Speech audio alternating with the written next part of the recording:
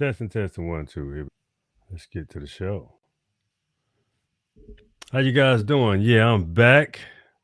All fresh faced and shit, What's going on, my people? How you guys doing? Once again, I have been suspended on TikTok. Oh, for what reasons? Hell, I don't even know no more. They just keep doing it. I don't understand. But it is what it is. I gotta figure out what I be doing. So wrong. But yeah, we're gonna have a great show for you tonight. So it's called Poisoning of Your Upbringing. The poisoning of your upbringing. Yeah, some people had some major issues that they never caused, never asked for, never wanted, but just somehow that's what they got. So let's get into the show today because we got some good whip moments and we got some good reflective moments that we're going to tap into. So we're gonna stay a little bit more aligned. We're gonna change the functionality of the show. We're gonna do it a little different.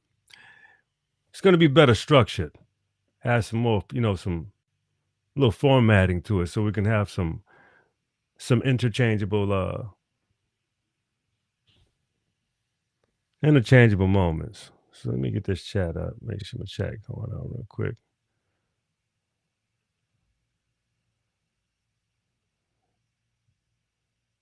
Let me see. We want all that, but though we good. Yeah, we back in the game. We are back. We are here. Let everything adjust real quick. Then get settled in. Yeah, what's going on? What's going on? We are back. Well, here we go. Tonight's show, the poisoning of your upbringing. See, let's just dive into it because I think a lot of y'all want to hear some about this. It's going to be something you need to hear. All right. So check this out. Some people believe they understand the world. But the truth is, many adults are still operating from the beliefs they had when they had with them before they were old enough to question them. And sometimes those beliefs quietly poison how they see people for the rest of their lives. That's extremely unfortunate because if you understand how many relationships that you'll miss out on, how you pretty much blocked off and doxed a lot of people before you ever given them the opportunity to even comprehend who you are or who they could be or what you could do together. But see, when you understand the system in America, it just doesn't work that way. Everything is siloed into these racist silos, and everything is from an organization base. You have to belong. You have to be grouped up. You have to be categorized. You have to be or exiled, or you can't be here because you don't fit the criteria or the complexion. But let's get into it. We're gonna get into more. We're gonna get into more about how people really do expel other people, and also how the poisoning of your upbringing actually shapes the foundation of how you see people today. Let's get into some more. So we want to unpack the poisoning of your upbringing and how to develop the ability to relate to people without inherited judgments. You know what I'm saying? We want to basically give you the idea of seeing things not just from the way you want to view them, but from a way that makes sense universally, not just for how you want to how they fix in your part of the world or your part of the little piece of whatever you think you know about the little maybe town you come from, or maybe even the fact that some people may be from a big city, but you haven't experienced anything outside of that. And that's it's unfortunate, but it's true. Very much so true. So, third of all, but most importantly, I want to welcome y'all back to the Wilderness Podcast, and let's have a good episode. Let's have a nice time. And I want you to hit that like button, share, hit that like button, share, give me that like, give me that thumbs up, give me that share. You know what I'm saying? Give me some comments as well. I want you guys to stay with me. I want you to stay active with me. I want you to stay rocking with me. You know, hang on a while. Let me get to where I got to go with you. So the concept of the concept, the thing is, the influence begins very early, extremely early. Parents repeating that. Pretty much parents do a lot of repeating of what they were taught. They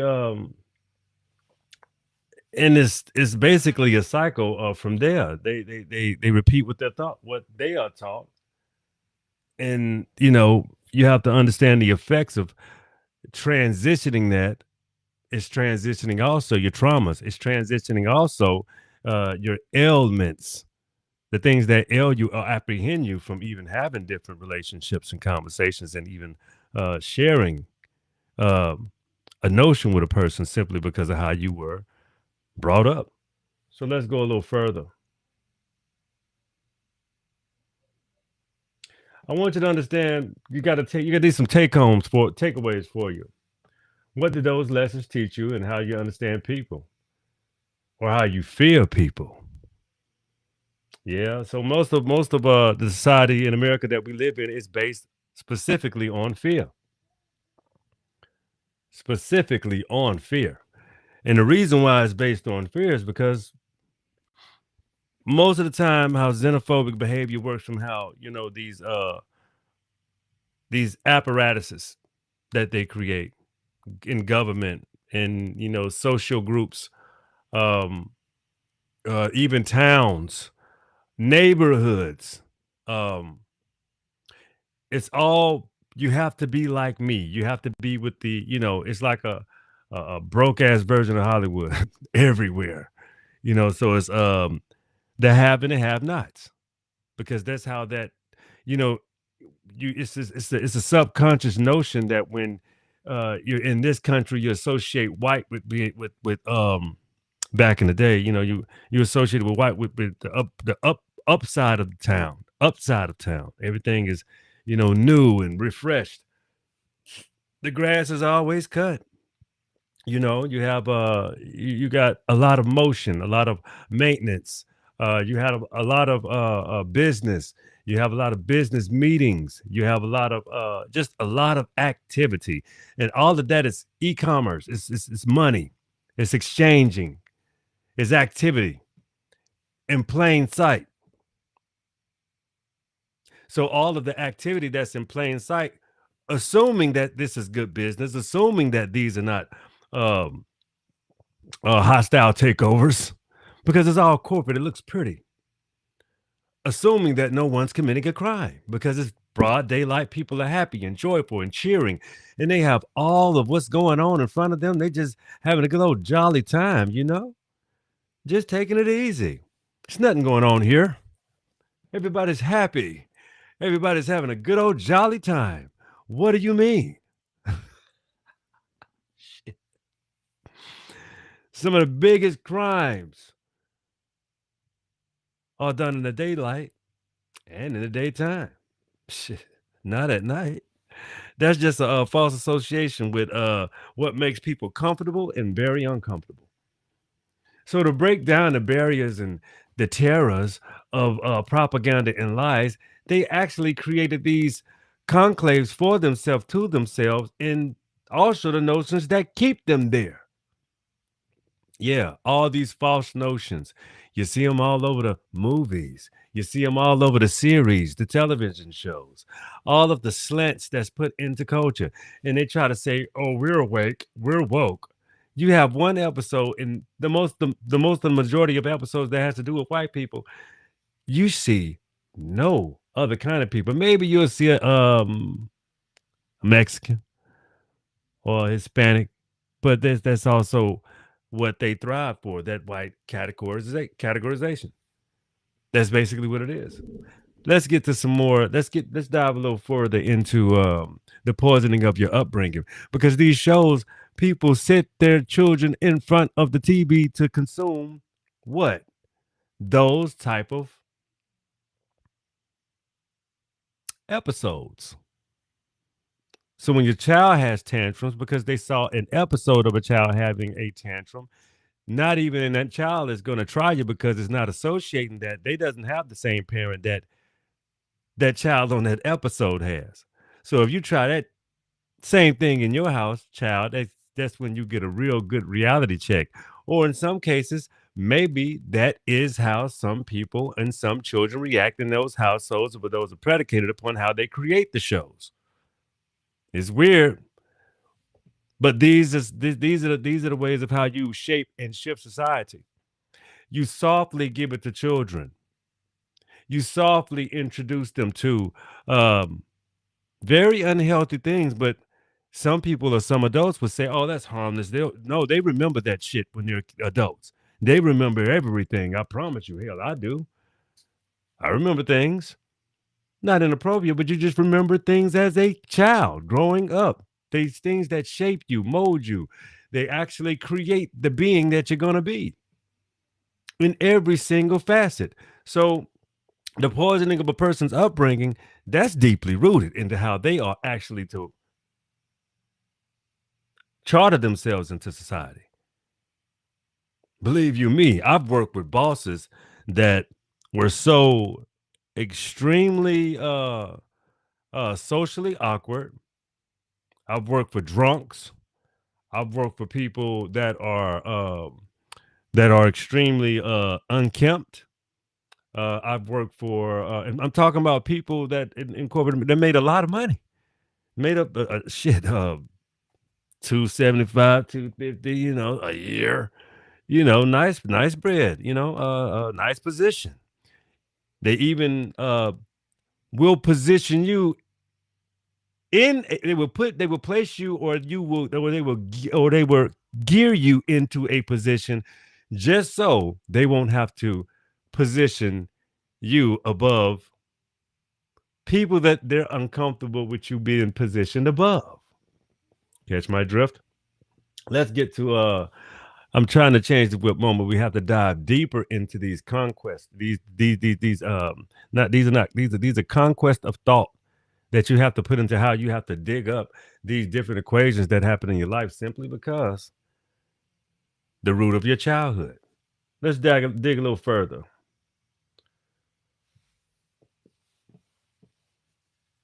See, persuasion in your family is a culture. Y'all know what go along in this house stays in this house. You have to go along to get along. Uh-huh. You know how it goes in your household. I hope you understand. Hey, how what people have the right to raise their children and how they feel free. But whenever that behavior leaves the home and starts causing a problem for society, then that stain goes back on what's being created. And that's who's creating this stain, who's creating this filth. The parent. Let's dive a little deeper. The child doesn't just learn from parents, they learn from the entire ecosystem of voices inside the family. There's a whole ecosystem. You got aunties, uncles, cousins, these different persuasions, even within the neighborhoods. Some neighborhood people, when everybody kind of gets along, they like each other, they function as an ecosystem.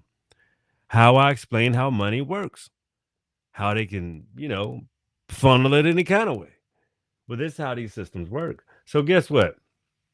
How many beliefs about people do you actually test through experience? And how many did you simply inherit from the loudest voices in your household? Was it your mama? Was your daddy who was so racist? Remember that movie American History X, where I believe it was damn, what's it? Edward Norton. He played the role, and he had a black teacher that he admired, and he admired his philosophy and ideology. And when he started talking to his father about the admiration that he had for this black teacher, his father influenced him in such a direction that he made Edward Norton mentally have disdain and started showing allegiance and behaving how his father actually wanted him to express himself to appease his father, and it winded up he winded up got him in prison for putting a man's teeth on the curb of a black man's teeth on the curb of a sidewalk and stomping it. Yeah, that much hate and hostility from his father. The expressions of how his father wanted him to behave, and he wound up in prison, learning a lot of valuable lessons. And you see, when he got to prison, his punishment, whew, it wasn't just jail. He had been sodomized, taken advantage of.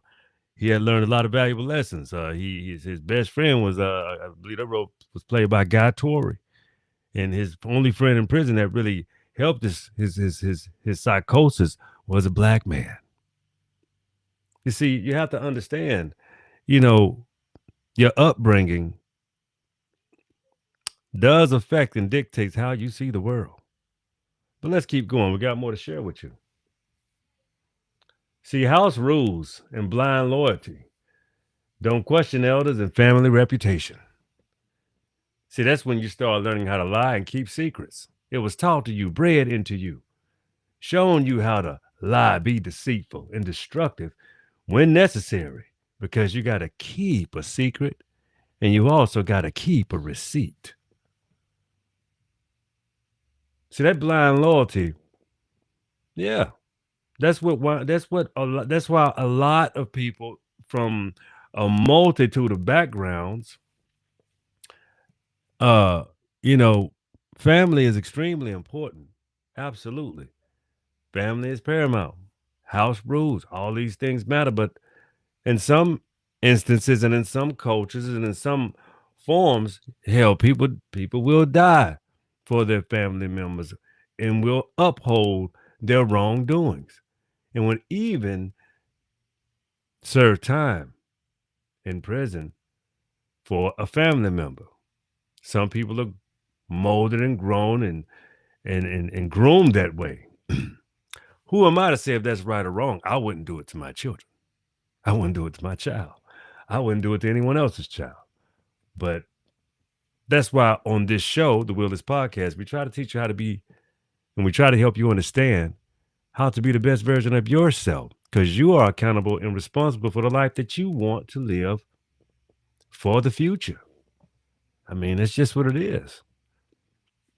Let's get to some more information and reflecting questions and diving a little deeper. What happens when the loyalty of prevents what happens when loyalty prevents understanding? When you got internal abandonment. Children suppress their voice to maintain peace too. It's a survival mechanism. Some people, some parents, will never have a real relationship with their children because they refuse to identify with their children. They refuse to hug and kiss and practice emotion with their children. To teach them how to act appropriately. See, being a parent requires you to keep an eye on your child, study their behaviors. And it also requires for you to reflect on yourself and study your behaviors.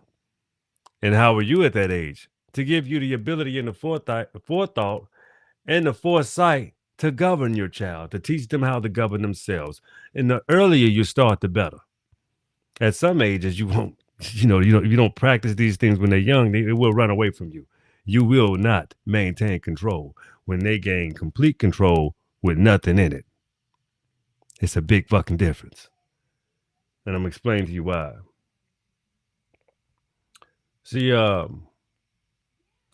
parents protecting fear. A parent's hurt becomes a child's warnings. Yeah. Fear passes down through generations, eventually becomes tradition. Yeah. Most people never stop to examine their traditions between, the reality of the world and, how they've been behaving, because that's what all they know. That's all they have been subjected to. And they have not even been given the opportunity to perceive another perception. That's extremely valuable and important when it comes to developing your own narratives and developing yourself as a being to even establish a narrative. See, the thing is,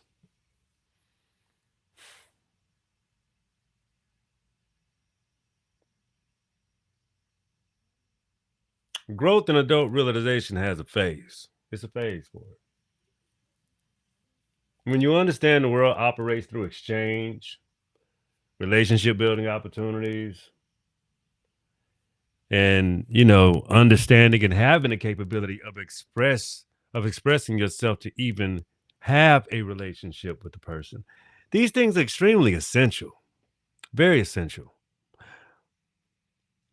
But when your characterization or your character does not transcend to things like honor, integrity, truth, the exchange and e-commerce equally, not having to read fine print and not having to basically re look at something be re-engineered to suit you because someone feels that the version that this person has is not the version that you're going to get. You're going to get one suitable for you. So why can I have the same pay that guy has? Because they're different. What are you saying? I'm black and they're white, so their value is higher than mine simply because what they demand and what you feel like you can pay me. I need the same outfit or better than that person has, depending on my skill set. And if you're gonna uncut me or undergrade me for my skill set, well, that's tis. That's poor. That's awful. But it's also what it establishes, the narrative of what you create. It's racist. It's pure disgusting and it's despicable. But people practice it on a continuum because they were raised like that. It's embedded in them. But it's the poisoning of their upbringing that creates you know, um, these illusions of power and all types of things. It even creates a manner of thinking that because you look a certain way, you're smarter than a person, and that's so far from the truth. You get it? You really understand that's extremely far from the truth because if you look a certain way, you're smarter than a person. Man, some people are so shallow. Let's just say that. So the thing is,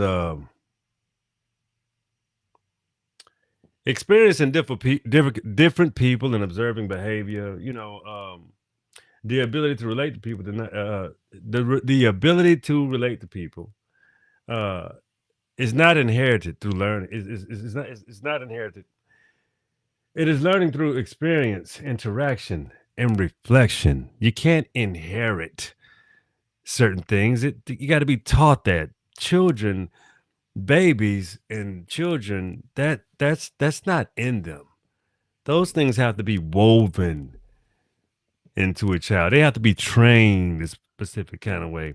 And even when they fight against their uh mental and subconscious oppression and suppression because they can't like who they like. They can't be who they truly are. And some people lose complete identity with that person because of what it takes to survive in the world that they survive in. You have to not like no one else.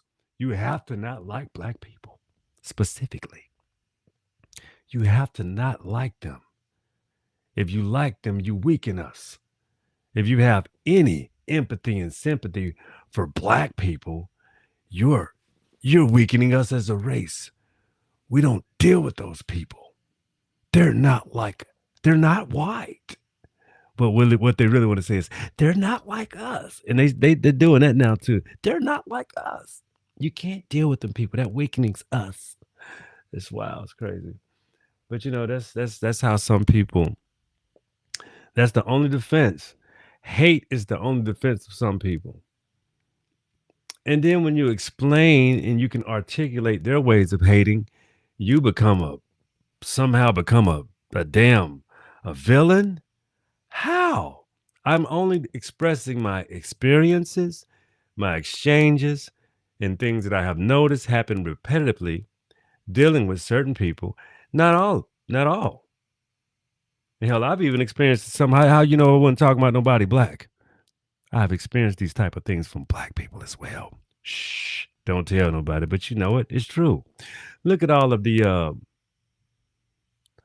not all. I'm sorry. I will never put people in never put people in a box. I don't even put all Caucasians, Europeans in a box at all. I find myself having great conversations and very pivotal conversations with people that I know that just so happen to be Caucasian. And some people that have had struggles with communicating with because they were black and they were not American. Had struggles. And I guess the reason why I had those struggles because I couldn't relate to them because of their positioning and how they wanted to position me. See, sometimes dealing with people that look like you, that are melanated like you, that relationship has to do with control as well because somebody wants to be on top and somebody wants you to play the fool. So be careful with those relationships as well because they're not always so chummy. I hope you understand. All right, let's get to the next uh philosophical thought. Let's jump back into this upbringing thing. See, your upbringing gives you the beginning, but adulthood gives you something more powerful: the ability to examine what you inherit. Some beliefs deserve to stay, some deserve to evolve, some must be released so you can meet people with curiosity instead of inherited judgment. The world becomes much larger when you learn how to relate to people without the fears of past guidances of your perspective. With the past, let me correct it, the past guiding your perspective.